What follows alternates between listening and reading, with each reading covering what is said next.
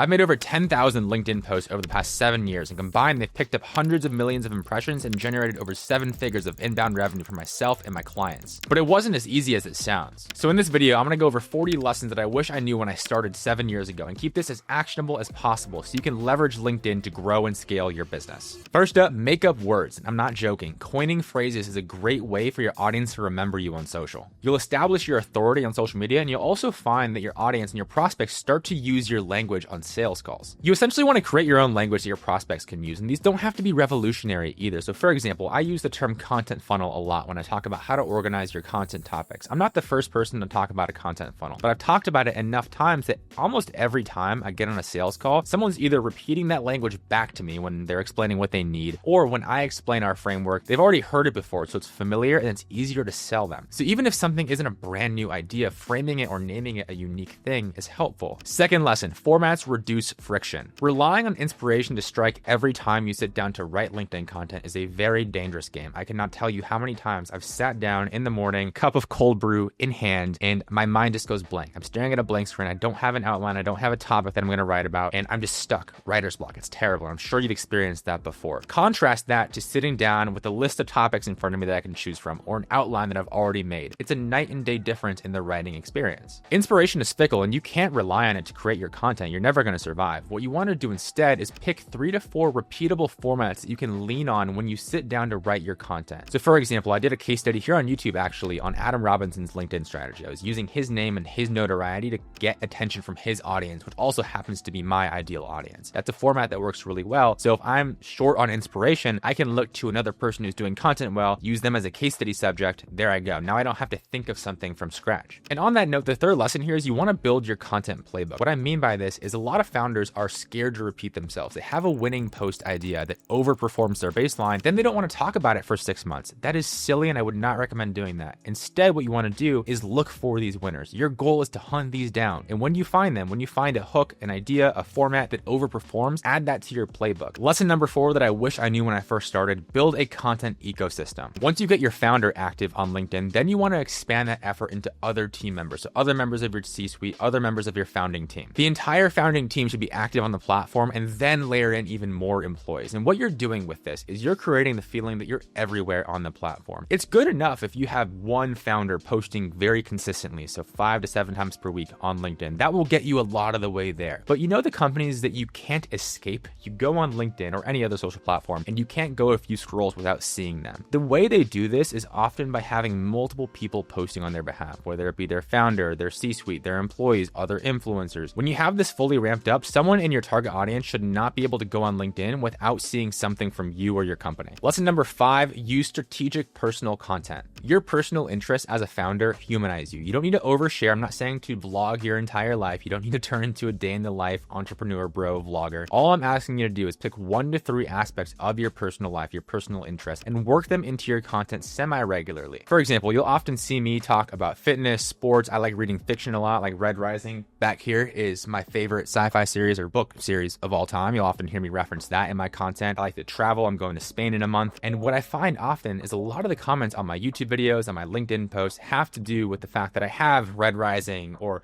The Terminal List, or I don't know if you can see it, but a Liverpool banner sitting up there in the background. It's a conversation starter. Lesson number 6, this is a very important one, and it's answer the golden question. The golden question is, why should someone in my target audience follow me on this platform? If you cannot answer that question in 1 sentence, you have work to do. So for example, people are following me on this platform to learn about B2B content marketing. People follow Adam Robinson on LinkedIn to learn about how to grow a SaaS company without VC funding. Whatever your angle is, you should be able to articulate it in 1 sentence, and it should be one thing. A lot of founders go wrong here early on by trying to be known for 3 or 5 different things. That just confuses your audience. And like we just talked about, you can work in other interests. I'm not saying you only have to talk about B2B marketing or cold email or LinkedIn advertising. Whatever your angle is, you can work some other stuff in. But if you try to go too broad too quick, you're going to grow a lot more slowly. Lesson number 7, use monetary figures in your hooks. This is super tactical, but it works really well. People tend to see big, impressive, specific numbers and want to stop scrolling to see what's up. out. If you have specific numbers from your own experience or case studies that you've achieved for clients to use in these posts, it tends to work really well. Even those third-party case study posts tend to do well when framed around specific numbers. For example, I did one recently on this content series called PMF or Die, where these two guys are locked in a New York apartment for 90 days with $25,000 and they have to hit $1 million in ARR or else they can't leave. I used those specific numbers in a LinkedIn hook about that content series and it did really well. So when you have specific numbers, use them. Lesson number 8, credibility jacking. Another very tactical lever that you can use in your hooks in your content to get your audience to stop scrolling and consume your stuff. What you do here is you use popular figures and companies in your content because people might not know you yet, but you can use these names and figures to borrow their credibility and get that reader to stop scrolling. For example, I did a post about Ramp's social media strategy. Ramp is a very well-known company in tech. They just got valued at $13 billion.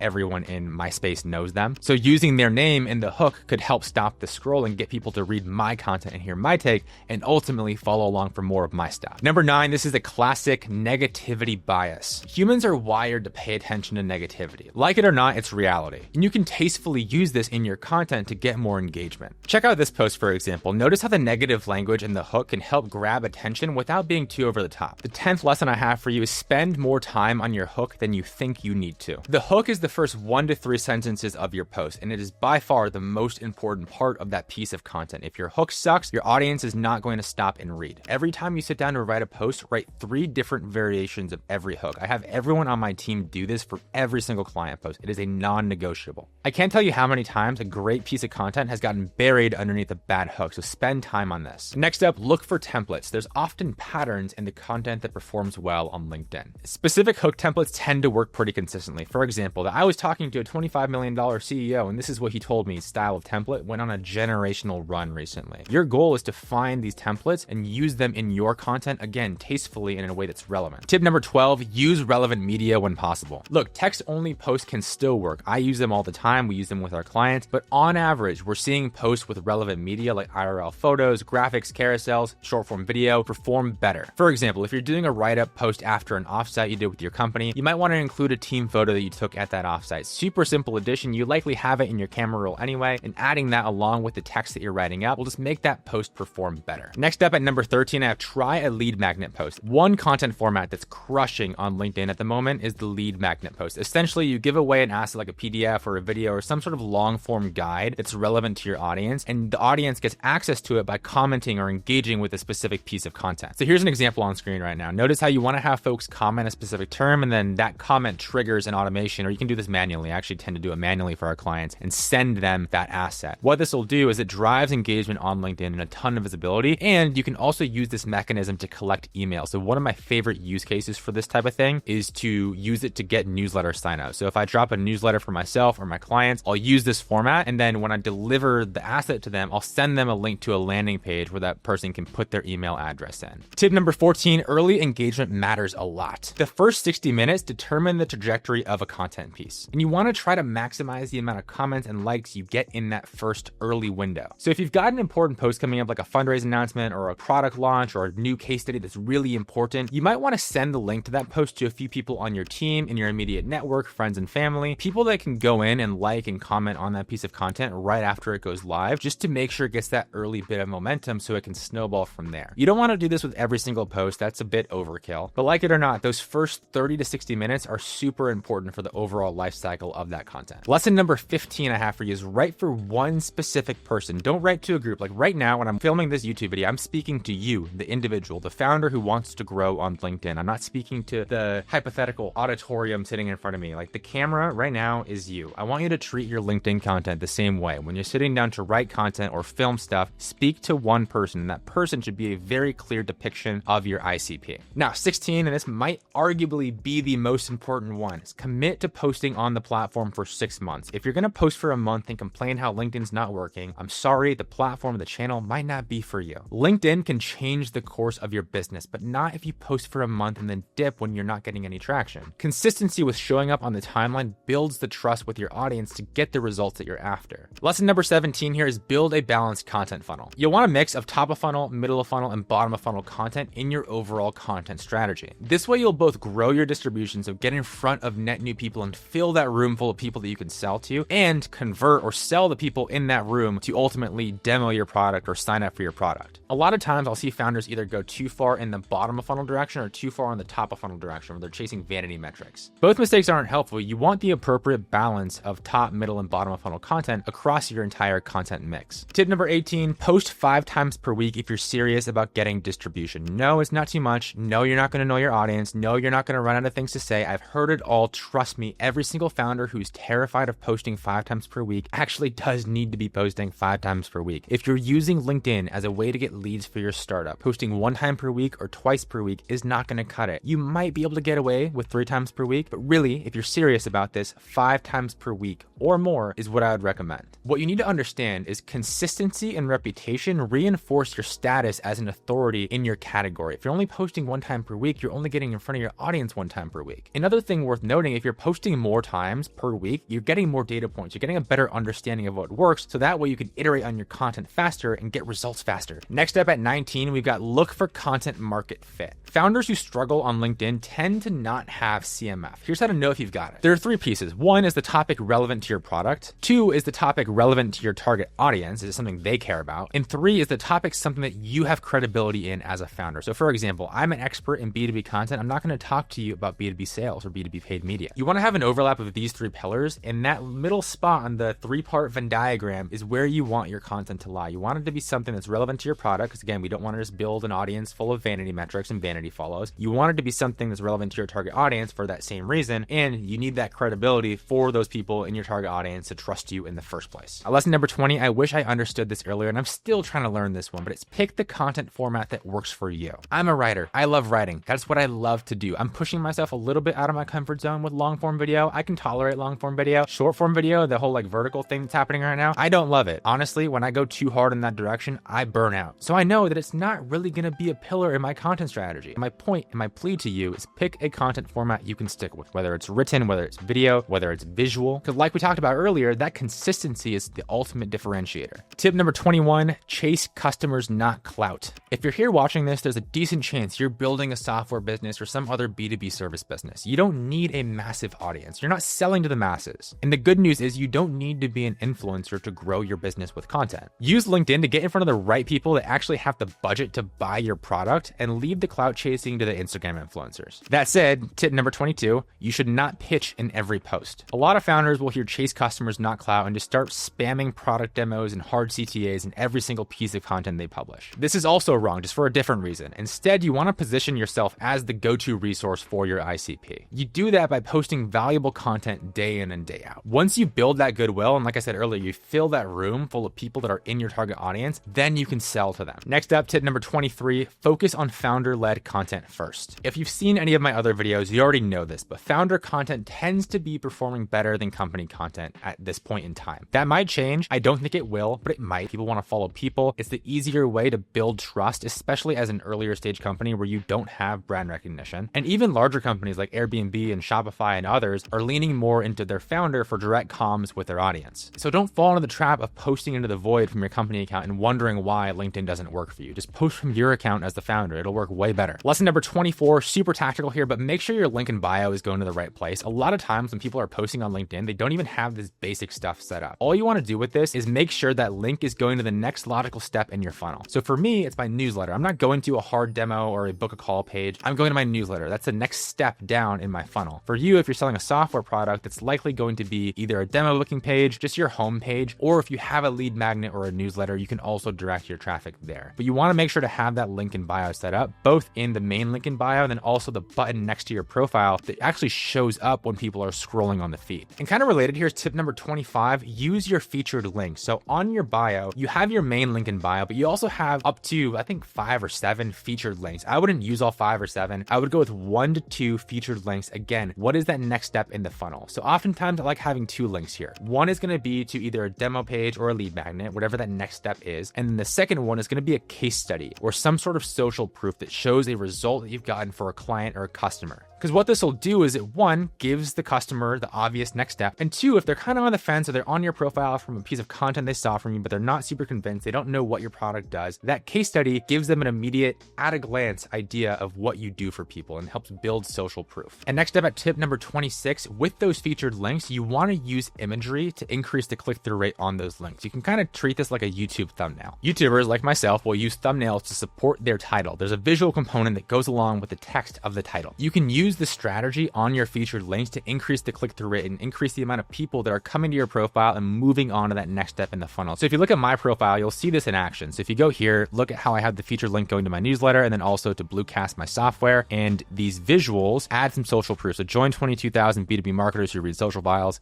And then this one says, right, found to like content faster, just sharing the value prop of the software, both of which help to increase the click-through rate. And lesson number 27 is don't overthink the about section on your profile. I see so many founders overthink this or have this novel in the about section. No one's reading all that, I promise you. All you need are a few lines, a quick 1 to 2 lines about your product, 1 to 2 lines of social proof, and 1 to 2 lines about what to expect on your profile. In total, anywhere from 4 to 6 sentences. That's all you need just to get the clear value across to whoever's landing on your profile. Lesson number 28, quick one here. Headers are overrated. You can have one of the nice branded ones if you want, but honestly, in my experience, I haven't seen them make that much of a difference. And in at 29, we've got use UTM links in your bio to track the website traffic you're getting from LinkedIn. And you want to set these up in a few locations. 1, the main link in bio. 2, the featured links like we just went over. You want to have UTMs there. 3, your profile button link. This is the one that shows up on the timeline as you're scrolling. So if you want to edit that button link, all you'll do is go to this icon and scroll down to custom button, and then you can add that here. So right now I have it set as view my newsletter because that's where it's going. I have the link to my newsletter here, and then having it be the premium custom button, press save, and there you go. And for featured links, you'll set that up in this section. So again, go to the edit button, then you can edit those links here. And at tip number 30, overall, you want to treat your LinkedIn profile like a landing page. When people find your content in feed, a percentage of them are going to end up on your profile. And a percentage of those profile visitors will turn into followers. Your goal with your profile is to maximize that conversion rate of people who are coming to your profile into followers and also into customers. And the next few tips here will be focused on that. So in at number 31, this starts with having a clear profile picture. Check out this one for inspiration. All you got to do is have it shoulders up. Don't have a full body picture or a selfie. Have it be zoomed in on your face, shoulders up. Typically have a solid background. This isn't a hard and fast rule, but I like to have it as a best practice because that way it doesn't make the background super busy and confusing. You want to be easy to see when someone is scrolling on the timeline. And in at tip number 32, your headline on your bio should clearly communicate your answer to the golden question. So why should someone stick around? And a simple formula for this is role plus company plus value prop. So for example, my bio is CEO at Compound, co-founder at Bluecast. So role at company and then role at company because I'm in 2 companies, building a social media agency for B2B companies. So if someone wants to grow on social or use content to get leads for their B2B company, they're going to be more likely to follow me. Next up at 33, use narrative in your content. Try to shift from how-to content to how-I content. Your stories are your moat in your content. They're what separate you from your competition. Nobody can copy them. And stories also establish credibility. So if I'm talking about how to grow with content, it's a lot more compelling if I talk about how I grew a startup's content strategy to generate 5 million in pipeline in 90 days. You see the difference there? So here's a specific example. So say I wrote 5 lessons I wish I knew before scaling HubSpot's content program, but it's a lot more compelling than how to use content to get customers. One has a very specific, tangible result that my target audience would care about. The other is very vague and generic, and honestly, AI could have written that and nobody could tell. So use specific stories to set yourself apart. By the way, real quick, if you're watching this and you're thinking this all sounds great, super helpful, but what exactly do I post about? I want specific ideas that I can just rip and replace and steal as templates. I think you'll find the templates that I have pretty helpful, and I've linked them down in the description, and you can pretty much just pick from a list of about 100 different content ideas depending on what you want to write about, but essentially you'll never have to start from a blank page again. So if you want those templates, go ahead and click on the link in the description. I think you'll find them helpful. Now back to the tips. Number 34 that I've got for you is tag bigger accounts in your content. When someone comments on your content, it gets amplified to their audience. So if you can strategically tag the right accounts in your content and get them to engage, whether it be like or comment, that post is going to break into their audience. So an easy way to tap into this is, say if you're doing a case study post like I mentioned mentioned earlier with credibility jacking. You can tag the subject of that case study, and oftentimes if you're painting them in a positive light, they're going to engage and like and amplify that post to your audience. And you can use this strategy to predictably get more reach on your post early on, even if you don't have a big audience to start. And lesson number 35, think in Slack groups. The lesson here is simple. You want to create content, something so helpful, so insightful that someone can't help but share it with their peers or their boss even. If you genuinely run every single piece of content you post through this filter, like I ran this video through this filter, would someone find this so helpful they're going to forward it to their team? I think yes. Hopefully you prove me right on that. Share this with your team. But running that content through that filter will help you create better, more shareable content and get more eyeballs and followers, ultimately customers. And lesson number 36, scrappy graphics tend to perform better. Overly branded graphics tend to look more like ads. They just look super corporate and everyone kind of tunes them out when you see them. I think you know what I'm talking about. When you're scrolling a social feed, whether it be LinkedIn or another platform, if you see something that looks like it got made by some company's HR department, you're probably not going to engage. You're definitely not going to comment and share it with a friend. So scrappier graphics like Notes app screenshots or even just real life photos tend to perform better. And you can communicate that same information in a more social native way. And tip number 37 that I've got for you, spend 15 to 20 minutes per day engaging on other people's content. So posting your own stuff is really only half the battle, especially early on. If you're only posting and you don't have any brand recognition early, you're not going to get much traction. And the good news is this is super easy. More commenting means that you're going to get more profile views. And ultimately, if your profile is set up like a landing page, like we talked about earlier, you're going to get more followers and more customers. And there are two types of accounts that you'll want to engage on. One is your ICP accounts, ideal customer accounts. Pretty obvious why. If you're commenting on their content, they're going to see more of your stuff. They're going to end up on your profile. They might start to follow you. The second group is more nuanced, but just as important. This is your ICP influencer account. So what are other thought leaders or influencers that people in your target audience are also following? So for example, if I'm trying to get in front of other SaaS founders, other B2B marketers, I'd be commenting on Adam Robinson's content, on Dave Gerhardt's content, because those same people that are viewing their posts and in the comments on their posts are likely my target audience. So I can get in front of them. And along the same line of thinking of sort of manually building up your audience, brute forcing your way to having those first 1,000 to 5,000 followers on LinkedIn, tip number 38 is sending 20 outbound connection requests per day on LinkedIn. The mechanism behind this is simple. When someone accepts your connection request, it's a mutual follow. So that means they're pretty much opting in to see your content. So what you want to do is build a list of people in your ICP and just manually send them a connection request. Don't use automations. You're going to get banned from LinkedIn. Instead, just do it manually. It takes you like 10 minutes and you're not sending hundreds of requests, just 20 per day. But as these people start connecting with you, they're going to see more of your content. And if your content's good based on what we talked about today and you actually implementing this stuff, they're going to engage with it. And when they engage with it, they're going to see more of your content. So now they're in your flywheel and they're seeing your stuff all the time. And you're becoming that go-to resource in your category for that very specific group of people. And lesson number 39 related to all of this is you want to use ICP profile views as a signal for outreach. So as you start to post your content, as you start to do these connection requests, as you start to leave comments on other people's content, people are going to start coming to your profile and viewing your content, viewing your profile. And the cool thing about LinkedIn is you can actually see who views your profile. So if you go to your profile and go to profile views, it will give you a list of people that have seen your content or seen your profile. So as you're going through your profile views, if you see someone who fits your ICP, one, send them a connection request just so they're seeing your content more and more and you have them as a follow. Two, you might want to send a personalized Loom outreach video, adding some value up front and building that connection with them and maybe seeing if you can get them on a demo or a call. Look at those profile viewers and that Loom you send over should be 60 to 90 seconds. Start off with some social proof, give something of value. So for me, I'm often auditing their LinkedIn profile, giving them 1 to 2 quick wins that I would implement independent of me working with them or not. And then at the end, you can give sort of a soft CTA. And if they're interested, they're going to bite. If not, you've just added value, increase the amount of goodwill you have with that person. They're likely going to consume your content now. And eventually, when and if they need something in your category, they're going to reach out to you because you've established yourself as the resource. And now the final tip, number 40. I find that people who listen to the Interstellar and or Succession soundtracks tend to write better LinkedIn content. As for the source on this one, you're just going to have to trust me, but it is true. If you listen to the Succession soundtrack while you're writing your LinkedIn content, it will perform better. Now, jokes aside, a few minutes ago, I mentioned a name that you might be familiar with, Adam Robinson. And Adam has a secret you may or may not know about. He's actually been able to leverage LinkedIn to scale his 2 businesses to over $25 million a year in ARR. But it's not easy to find out how he's done this if you don't know what to look for. So click here to see a full breakdown of how Adam Robinson has used LinkedIn content to scale his 2 businesses to a combined $25 million in ARR. So you can use and apply those same strategies to grow your business faster using LinkedIn content. I spent hours researching this one, and Adam was actually an early client of Compound. So I've gotten to work with him pretty closely in launching his LinkedIn. So I think you'll like this one and find it helpful. I'll see you over there.